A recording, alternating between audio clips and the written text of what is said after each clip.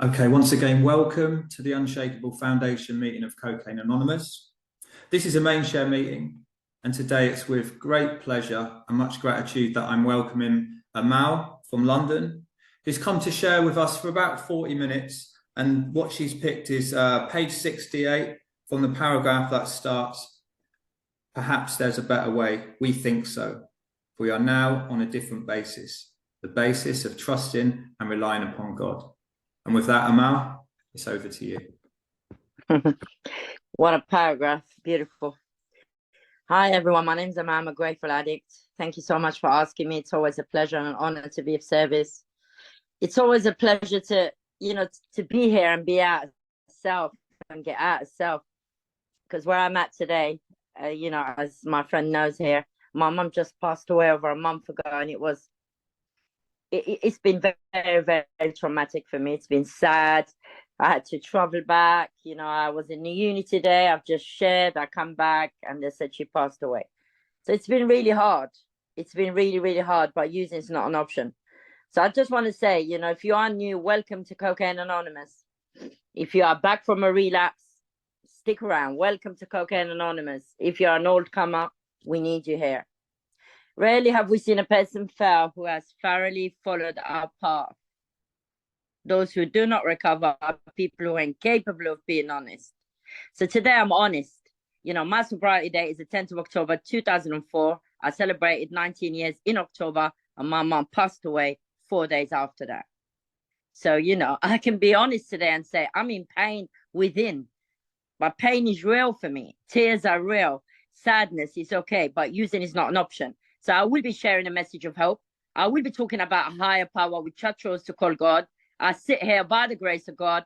I got to Morocco by the grace of God. I went back again on just the other day, on the 21st. I've just came back 2 days ago for a 40-day celebration by the grace of God. These are things I can't do on my own power. I know that. I know I'm just a hopeless crackhead. I know if I don't wake up and seek that power, if I don't continue to seek the power, if I don't have conscious contacts with my higher power, I won't be here today. So that's why I chose that paragraph. When you asked me that, I think I was in the plane. I don't know where I was. I'm not sure. I was about to get on the plane. And you asked me and I said, wow, it had to be that paragraph. I didn't even have to think twice. I love that paragraph. For me, the big book for Alcoholics Anonymous has the answer to my problem. Every page has the answer. Every page gets me closer to God, and every page, gets me closer to the next step. So that page about we're now on a different basis, the basis trust and rely upon God rather than infinite self. I am in the world to play the role he assigns. He or she, whatever you believe in, just to the extent to what he would have me be. What would God want me to be in this situation? To be tolerant, to travel back and help my younger brother, to go there and clear my mom's houses and try and fight with the police who wouldn't give me the paperwork, who would let me in my mom's house, going up and down from town to town, to be loving and kind towards all. Having had a spiritual awakening as a result of these steps, we try to practice these principles in all our affairs. I have never, in my sobriety, had to deal with something like this. But you know what? God is love, and my soul rest in peace. So I will be emotional. I'm always emotional. I'm a bit emotional today, as you all know, because of my mum. But I will be sharing a message of hope, and I could not have cancelled the share. I've been booked a while before that. Since a very young age, as far as I can remember, I've never really felt quite comfortable in my own skin. I'm not here to diagnose anyone. Everybody's different. Some people pick it along the way. Some people are born with it. For me, personally, from a very young age, my mom told me before I even remembered, you was never happy. It was always trouble. It was the black sheep of the family. As a baby, you're crying, you're screaming, you want this, you want. And I believe, I was born with this illness. So as far as I can remember, I always had these emotional problems. I had this emptiness within me, and I didn't know this spiritual malady, as the big book talks about. I was just always feeling less than, trying to buy my friends. My first addiction was really trying to buy people always trying to seek people's approval. I remember, as far as I can, you know, as young as I was, it was all about people. Please, do you love me? Please don't leave me. Please be my friend. You know, if you're not my friend, I'm crying. If you don't talk to me, I'm not going to school. It was all about what people think about me, self-seeking people's approval. You know, and I had these emotional problems. I had this emptiness. I had this, you know, this feeling of inadequacy, this fear, you know, this anxiousness. And when I took that first drink when I was 9, it took it all away. So I felt good. So as I grew up, you know, my teenage years, you know, my mind takes me back there. Oh, remember that drink that you took? Remember that spliff that you had? So I always had to take that something to get me out of self, something to change the way I felt. The big book says men and women drink for their effects. For me, it wasn't just about a drink or a drug. It's important for me to share this. It was about people. It was about, you know, love. It was about acceptance. It was about, you know, reputation, how I look, appearance, clothes, money, cars, designer clothes. It was all anything from the outside to change the way I felt. And I guess when I came in on the 10th of October 2004, by the grace of God, one day at a time, and you guys talked about this emptiness and this spiritual malady, you know, feeling less than, I was like, wow, this is what I was looking for. And that's why I stayed in this fellowship, because I know I have nowhere else to go. I know deep down within myself that without a 12-step program, without the principles, the concept, the traditions, the sponsor, the meetings, the unity, the sponsorship, and God, and prayer and meditation, I wouldn't be here today. I wouldn't feel comfortable in my own skin. Because you see, I've got an illness that centers in my mind. I can travel anywhere in the world and I take my mind with me. Even I try and change, you know, houses, flats, going on holiday. My mind, my disease centers in my mind. And it tells me I don't have it. They say cunning, baffling, and powerful. The big book of Alcoholics Anonymous explains it clearly. The first 43 pages tells me that I cannot drink or use successfully. I'm not like other people. Given sufficient reason, you know, at times I can stop. Maybe I've got probation. Maybe I've got contacts with my kids who wear and care, but I cannot stay stopped. You know, I haven't picked up and look what I've been through. It's not just my mom passed and she's here. I had to travel to an insane country. I had to deal with authority and police for 22 days to try and get the keys to get into my mom's house because they found her dead inside. I had to go back again 2 weeks later to try and celebrate her 40 days with a religion that I'm not really too keen on. So I had to practice love and tolerance. I had to hear people reading. Look, I had to hear all of that I don't believe in. It's because of the 12-step program.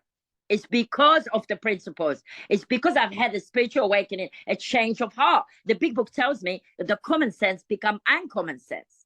I had to have rearrangement of thinking. I could not do that without God's help. This is how I wire of it. I had to quit playing God. He doesn't work in this drama of life. He's the father, I'm the child. He's the director, I'm the agent. And I know that now. In my spirit, in my gut, it's grand. It's really inside. It's just there. You know, you either believe or don't believe. Again, I go back to rarely have we seen a person fail who has thoroughly followed that path. Those people who keep relapsing or keep coming back, you must have reservation. There must be something that you've missed. Because he talks about nothing count but fairness and honesty from the very start. As a crack addict that I was, living in a crack house, honesty was the last bloody thing in my mind. I couldn't be honest to myself, let alone to you guys. So looking deep in my soul and being honest and brutally honest and thorough, it wasn't it wasn't something that I was familiar with, but I had to. If you leave anything in your step 4, if you leave any little secret, anything, or if you live a dishonest life, this is not about using as it goes. The big book is written for sober people. This is about the behavior for me. That's for me personally, the behavior that will lead to that drink and that drug. A dry drunk, sitting in the meetings, still living an insane life, still sleeping around, still stealing, still gossiping, not working the 12 steps the way they're outlined, the way what your sponsor said, not taking on suggestions. Rarely have we seen a person fail. So, I grew up in Morocco. It's a Muslim country. It is what it is. It's my country and I love it. I'm saying, and what can I do? That will be done. And I always wanted to be somewhere else. From a young age, You know, if you remember, there used to be this music, Banana Rama, Madonna, and all of this, Kim Wilde, and I wanted to be like them. I used to stand in the mirror dancing, you know, with my hair all curly and thinking I'm one of them. I was insane. You know, I was irritable, restless, and discontent. I wasn't happy. I wanted to be somewhere else, and I don't know what it was. I remember my mum, God rest her soul, she would go to work and I would strip naked and I would stand in the window waving to everyone, hello, here I am, I'm naked. You know, I was only 12, 13, showing off my body. A normal person would not do that. I would do anything to get people's attention. And I remember my mom would come and give me a good hiding. You know, so I picked up my first drink when I was 9. My father was an alcoholic. I was quite angry with God. I was very resentful with God because my dad left us. He was very loving. He would, you know, he would hug me and kiss me. He died as well. My soul rest in peace. My mom was different. You see, I'm an addict. I'm selfish and self-centered, egocentric, as people say. I want things to be shown the way I want it. I want love to be shown the way I want it. You see, if I love you, if you're my friend and you know me, I'll be hugging you, kissing you. You know, I show love with touches and kisses. Some people are different. Again, working the 12-step program, I'm able to accept my mother. I was able to love her for who she is. I was able to see her 5 days before she died. I went on holiday and I went to her house. I was able to see her from a different perspective, that this woman perhaps spiritually sick. She doesn't show me love. And I hugged her by force. I said, Mom, please bless me. And she said, come on, you go. You're always asking me for blessings. I say, please, Mom, I need it. She is who she is. Some people are angry. You know, they can't show love. It doesn't mean they don't love you. So this 12-step program has worked for me in many, many aspects of my life. You know, I have different eyes. I see things from a different perspective. I have different glasses today. And I thank God for that. Because my perception of life had to change. It's not about crack cocaine or a drink or a drug. That's only a symptom. You know, we had to get down to causes and conditions. You know, for me, crack, alcohol, anything, it was a solution for how I felt about myself. So I needed something greater than crack, greater than alcohol, greater than men, greater than sex, greater than good-looking man with a nice body, you know, all of that, designer clothes, all of that, to change the way I feel and the way I think. Because you see, my will was not available. If I haven't got the will, my will is not available. Whatever thought I'm going to, you know, it's going to come through, whatever thinking, whatever action, it's going to be self-run riot.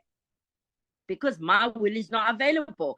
So I had to turn my life and my will over to the care of God as I understand him on the daily basis, which I do for the rest of my life, not just in the morning, all through the day. I work in the hospital, 92 people, mental health, crack cocaine, people prang out, people looking for crack on the floor. And I'm like, listen, there is no crack there. You haven't smoked there. And they're like, how do you know? So I have to have some kind of sanity.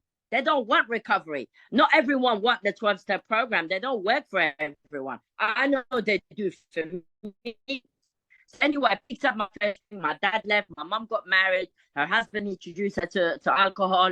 He was abusing me sexually. I went through a lot.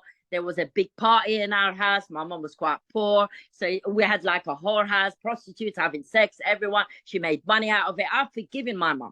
But you see, none of that grant me to be a drug addict or an alcoholic. Because the worst thing I did is use over that. Sitting in a crack house telling people you don't know where I'm coming from, you know. I deserve to smoke. You know, my dad left me and, you know, I was raped when I was little and I was born and brought up in this crack house and, you know, like whorehouse and all of that, as we do. Justify my using. No. I've met people in CA, you know, that they've had the best childhood. Some of them are here. I would have used no matter what, even if I was brought up in a church or I was brought up in a drug house or whatever. You know, I have a spiritual malady, irritable, restless, discontent. That's it. Never satisfied, never feel good. You touch me, I want to box you in the eye. I'm not happy. I'm in and out of the meeting, smoking cigarettes, as you see some people do, looking on the phone. I'm irritable. Today, by the grace of God, I'm able to sit through a speaker. I'm able to go to, you know, convention over the world and sit down and listen to the speakers, not go in and out or look at my phone. And I thank God for that. So, you know, I came into this country. I've used hash, you know, alcohol, Valium, glue sniffing, all kind of drugs. Came in here, you know, I was 17. It was all about drugs and sex. For me, it was just one good party. One good, big, fat party my life was when I look back to it. And however, when I came in, I wanted everything to be perfect. I gambled with God. I asked God, why don't I have the big car, the big house? No. 28 years of my life, I was taking the piss out of life. I was partying and having a good time. Of course, it's going to have a consequence. Cocaine and the champagne and all of that, as you all know, on the 80s and 90s, before you know it, I was introduced to crack. I suffered domestic violence too for 12 years. Because you see, for me, it wasn't just about drink or drugs. It was about, this insane thinking, this delusion. I was doomed. Like I said, I had to have rearrangement of thinking. I meet a nice looking man. I bring him home. He beat the shit out of me. He broke my ribs. I'm stuck with him for 12 years. And I'm thinking, oh, this is life. So the common sense become uncommon sense. Anybody in this meeting that in a relationship that's abusive, anybody in your life that's abusing you, belittling you and calling you names, including your sponsor, you better run away from them because they're mad as a hat. They have not had a spiritual awakening. This is about love. This is about love. This is about patience. This is about tolerance. This is about loving the newcomer until they find love for themselves. Who are we to judge? The Bible tells me, who's been forgiven much, love much. I know the power of God. I've seen the work of God in my life, what happened and the trauma I went through in sobriety, and I stayed sober and still doing God's will. So anybody here, and I tell you this again, this is about love. I don't know why God is taking me to it. So I picked up that first pipe. I left my husband. I met someone else again. He passed away on crack. I had 2 daughters now, one here, one there. I've got a habit of crack cocaine. I'm running, like a headless chicken, eyes out, popping out, hair, everywhere, bringing everyone to my house, getting raped, selling all my goods. I did everything in the name of crack cocaine. I admit that I was powerless over my addiction, and my life has become unmanageable. The internal unmanageability, those bedevilment they talk about, in page 52. Having trouble with personal relationship. Do I feel like, I'm useless, no use to anybody, prey to misery and depression? I don't want to help anyone, piss off everyone. It's not like that today. They ruled my life.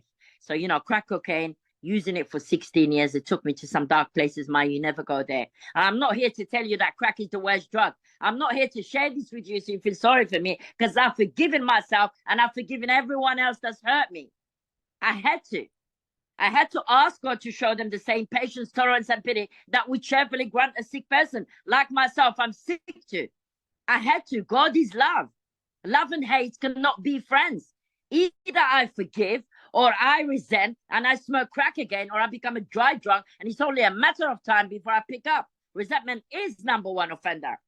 When the spiritual malady is overcome, we straighten out mentally and physically by dealing with resentment, by writing them in black and white, by looking at my part. The inventory is mine, not the other person.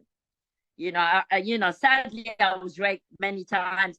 Sadly, the last rape, I was gang raped. I was put to sleep for 3 days. I was left in the back garden naked somewhere. I had a little boy conceived from rape. His name is Dominic. My children were taken to care, all 3 of them. And my son was later adopted when he was 1. My son was 20 on the 24th of June, just passed. And I have not seen my son. I still don't have no contact with my boy. For those mothers that have their kids, you are blessed how lucky you are. This is a progressive illness and it gets worse, never better. And I'm not here to tell you or preach at you, if you want what I have, then do what I did. When my son was getting adopted, I was taking a meeting in H&I. I was doing hospitals and institutions from 6 months sober. I'm still the H&I chair today. I was doing voluntary work. My son was adopted when I was one year sober. Then I get diagnosed with HIV a year and a half later. And I'm like, what, God, what are you doing? I don't want to die of HIV and AIDS. I was fuming with God. I resented God. I blamed God. I blamed the devil. I blame my father. I blame my mother, my stepdad, everyone, my ex-husband, society, the drug dealers, the list goes on.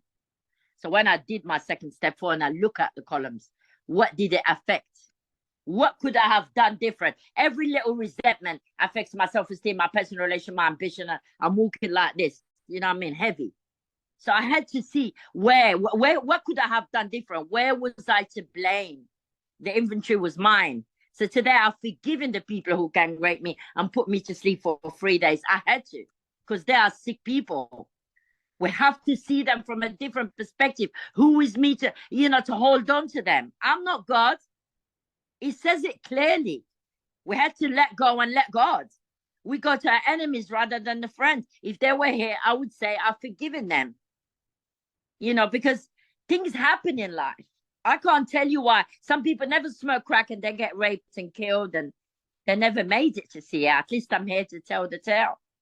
Today, my pain, my trauma, the rape, you know, the chaos that I've caused is another person's healing. I'm sure somebody's going to message me from the meeting and I'm going to make contacts with him or with her. So I'm here to tell you, you don't have to use no matter what. Using is not an option. If you have surrendered to your innermost self, I've sat in the crack house surrendering in my mind. Oh, I'm a drug addict. I need to give up. I've just got raped. Oh, give me a pipe. Next day I'm smoking. This is about here. You had to admit complete defeat inside. I had to surrender to my innermost self, you know, that using is not an option. We like people that never grow new legs. The delusion that we like other people had to be smashed. Who can smash that? A sponsor who's armed with the fact, you know, that armed, understand the big book that's been through, not necessarily the same as me, but knows what they're talking about. So I sit down and listen. I could listen to my sponsor because I knew everything. Because I smoked more crack than her. She couldn't get word in edgeways. She had to say, shut the fuck up and listen them out. I am telling you something. It was quite funny. You know, and I was explaining the 43 pages that lack of power is the dilemma that I have. So if lack of power is my dilemma, common sense, what do I need? I need power. So that's why I speak about my high power, because I have no power to do anything that I'm doing today. It's by his grace. Yes, I'm doing it, but I'm the one seeking it. God only helps people that help themselves. If I sit on my ass and I don't pray and just cry over my mom and I don't go to work and I don't come and share for my friends, that's it. I'm back to that sense of isolation and separation. And, you know, there is a day where I will be taken to a mental blank spot. I'm not doomed. Using is not an option for me, but there will always be a day, because an alcoholic or an addict will always be an alcoholic. You know, at certain times, we have no effective mental defense against the first drink. Our defense must come from a power greater than. So I know these things. I know what I suffer of. I know that consequences don't keep me from drinking or drugging. I know I get raped, I go back and get raped. I know some of you lost their kids and don't understand why you went back and lost the third one. Please understand. How can you blame yourself for something, you know, you haven't got the power? You have not got nothing. You have no will at all. How can you blame yourself when you know, you couldn't have done different? There is no way. If you knew better, you'd have done better. You are an addict or an alcoholic, and you've got an illness that's bigger than you, and only a power of God can conquer. I don't know about a doorknob or a bus. Maybe when you knew, for me, it had to be something supernatural. Today, my higher power is Jesus Christ. So I walk by faith and not by sight. So I will not sit here and feel less than. I will not let the enemy tell me that I'm going to get AIDS and die before I see my son. I'm not going to sit here and wallow. No, because that's what he tells me. Oh, you know what, Amal? What's the point? You're going to die anyway when Dominic comes back. That's bullshit. Because all HIV is a low immune system. God has a purpose for my life. I sit here because God has a purpose for me. If I was going to die, I would have been dead long time ago when I was raped and getting hands up. Think about it, guys. Think about where the power of God has picked you up from. Close your eye for a moment and think. You are here for a reason. You are here for a purpose. Each and every one of you who's taking the meeting, who's reading, who's listening, everyone. Because some people don't know about this meeting. They're dead. They didn't make it. So I get that consequence don't keep me from using. I get that self-knowledge about that's nothing. Knowing the big book is another thing, but putting the action is the one. I have to put the action in. It's a program of action. So I know that I cannot think through that pipe when I take it. I wake up somewhere, you know, I don't even know who I am, who I'm with, who is this man. So I get that. So now I surrender. My ego's been smashed. I put my hand up and I continue to do that. I admit I'm powerless over my addiction and my life has become unmanageable. So now my ego's smashed. Now I need some kind of help. I come to step 2, the cornerstone. Step 1 is the foundation. If you don't know what you suffer of, you're not going to stay sober. You're not going to know what you're up against. So I know I have a foundation. I know what I can build. I know what I'm doing. I know, I just know because I know my step 1. So step 2, cornerstone. We came to believe in a power greater than ourselves will restore us to sanity. I was a Muslim before, and I remember I used to pray when I was young, and I used to gamble with God every time I had an exam. Please, God, let me pass this exam. Please, God. It's not like that today. Even if my ears are full enough, I never told God, why did you take my mom? That's what I did before. I hear people say that stuff. Why did you give me HIV? I can't answer that. I can't answer that. All I can say is I'm grateful that I had a sponsor who sent me to have my sexual health checkup. I'm grateful that there is medication in United Kingdom, that I'm in this country, and I'm honored to have good medication to keep me going. And I'm grateful that, I went through the dark side to see the light today. And I had to surrender because my surrender came through a very large window of pain. I was in pain. There is no easier, softer way. So my first meeting when I walked in, I just followed you guys. It was step 11. It was a different fellowship. I never left. Anything you guys said, I followed because I know this is my place. I know there's only jails, institutions, and death. I lost weight. I lost my teeth. I was all over the place. My internal condition was eating me out. I was full of guilt and shame and remorse, and all I could do is use more on that. So I needed the support of the fellowship, and I stuck around. I begged people to take me to the prison, and I stuck around. I completed every commitment. I've traveled the world, and I've shared in conventions, and I'm still here. By the grace of God, service gets me where I am today. I just want to thank everyone here, anyone that supported me through my recovery, anyone that's contributed to my sobriety, by sponsorship, anything, any people here that I've helped, even for a day or two, because this is a we program. So now I get that step 2, cornerstone. Yes, will restore me to sanity. So there is hope. My mind will be restored to sanity. So the keystone, I turn my life and my will over to the care of God as I understood him. I ask him to relieve me of the bondage of myself so I can do his work, so I can be a channel. Because if I'm resentful, if I'm dishonest, if I'm selfish, and if I'm afraid, I can't come here and share nothing. I'm going to be sharing about me and my mom. Oh, that's what I'm going to be doing. The most important person here is the newcomer. There's people dying here. I'm here to be a role model to Cocaine Anonymous. I'm here to share a message of hope, a message of integrity. If there was hope for a crackhead like me, there is hope for you. So I ask God to take away my difficulties, the pain of missing my boy, the pain of living with HIV, the pain of, my daughter having mental health, the pain of my mom dying, so I can be a channel. I'm just a witness. So when you say, Amal, you are this, I'm nothing. I'm just a witness. This is a demonstration coming from 1930s, and it's coming around. We're all here to witness. We're just witness. It's just passing by. It's going round and round and round. So I write a thorough step 4. And I look at, my rapists as sick people. I look at my mom as sick person. I let bygones be bygones. Step 5, the death of selfishness and the awakening of the spirit. That will not mine be done. It says that. That's it. I have to, when I get to step 4, I have to be willing to look at it from a different perspective. That these people perhaps are spiritually sick. How could I be of service to them? God saved me from being angry. That will not mine be done. That's it. Resentment, our number 1 offender. Bitterness, jealousy, suspicion, all of that. Those 7 deadly sins, they will destroy us. So I let go today. Anybody say anything? Let them go. Anyone wants to talk about me, that's their problem. That's between them and their God. They can go to sleep with their guilty conscience because my mind is free. I sleep like a baby. So I look at my sexual conduct. If you keep harming others, causing bitterness, jealousy, suspicion, I go back and see. I don't want to be the heartbeat of anyone's sexual conduct. I don't want to be in anyone's list. And by the grace of God, I haven't. I've been serving with integrity, with respect as a grown-up woman. And I was a whole back out there. So now I know it's crack cocaine that made me like that, really, because I'm not like that. So I look at my fear. Fear is not real. It's imagined. It's a creating threat. God is love. If you're sitting here and you want to share back to me or you want to message me and you're afraid, you are God.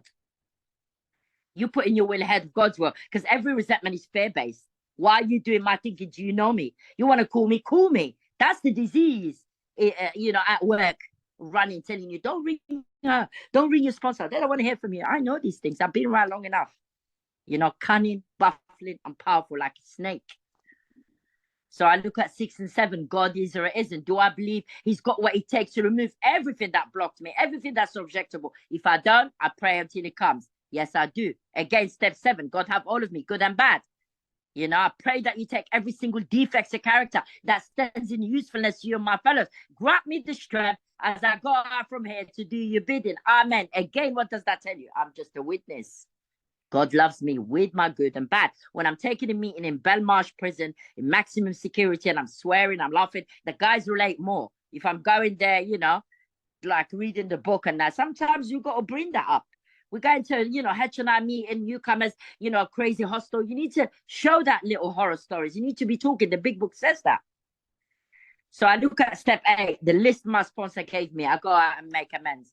I make amends to everyone here today. If I was loud, if I was too raw, if I swore, if I'm too brutally honest, I have to be. This is not about you. This is about my recovery. I'm not here to lie.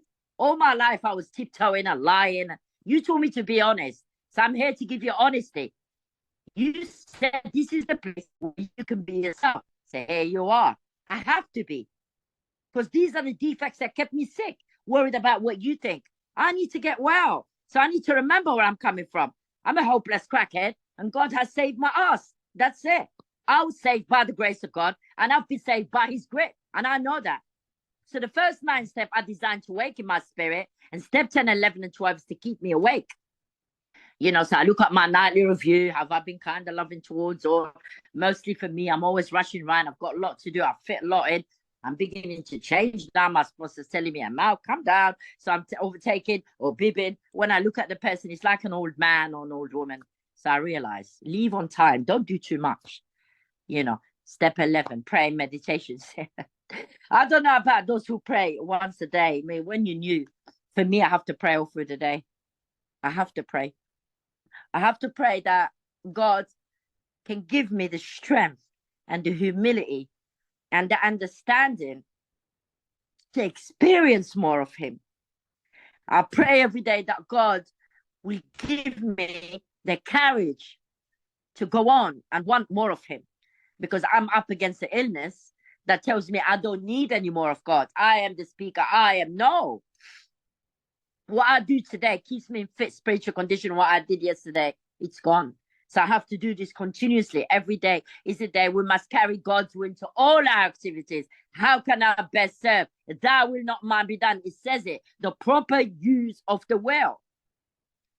So I'm about to wrap up why I went back to that page, you know, different basis. The basis, trust and rely upon God rather than infinite self. My infinite self is my broke ass has brought me here, you know.